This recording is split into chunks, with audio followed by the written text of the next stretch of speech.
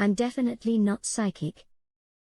But the odds are you're reading this because you're interested in discovering more about the diabetes report. Well, congratulations. This is definitely the diabetes channel you've been looking for. Why? Simple. We'll give you an ongoing supply of essential news, must-have resources, and 100% free reports about diabetes. So go ahead and join our friendly diabetes YouTube channel by clicking the subscribe button now. So now let's watch the video. Top risk factors for a diabetes diagnosis. Diabetes isn't simply a random occurrence or something that you can just catch from strangers like other diseases. There are typically other risk factors involved that you need to watch out for that may lead to being diagnosed with diabetes. The risk factors differ slightly between the two types of diabetes, since type 1 can't be prevented but type 2 can. In both types, family history is extremely important. If one of your parents or siblings has diabetes, you're immediately at much greater risk, since it's somewhat hereditary.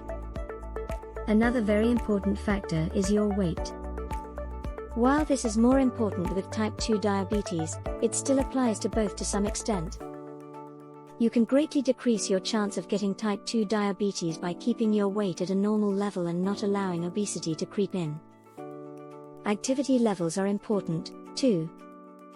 People who are more active experience fewer cases of diabetes diagnosis than those who live a more sedentary lifestyle.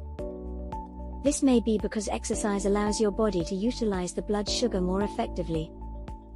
Ethnicity is another risk factor in the development of diabetes. Certain ethnicities are more likely to get a diagnosis, including Hispanics, Pacific Islanders, American Indians, Asian, and African Americans. Age is another important risk factor. As you grow older, your risk for developing the disease rises. Those over the age of 45 begin seeing their blood sugar numbers rise, often leading to a type 2 diabetes diagnosis. If you had gestational diabetes while you were pregnant, or delivered a baby weighing more than 9 pounds, then the chances of you developing full-blown diabetes after you give birth are also increased.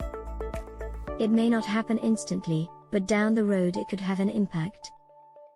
Other medical conditions, such as high blood pressure, high cholesterol or triglycerides, or PCOS, polycystic ovary syndrome, can also be contributors to type 2 diabetes.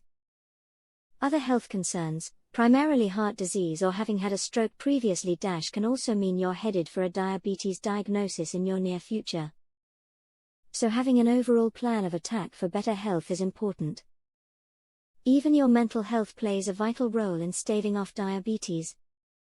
Stress hormones can contribute to your body's inability to properly use insulin, so if you're depressed or experience chronic stress or anxiety, you're setting yourself up for a diabetes diagnosis.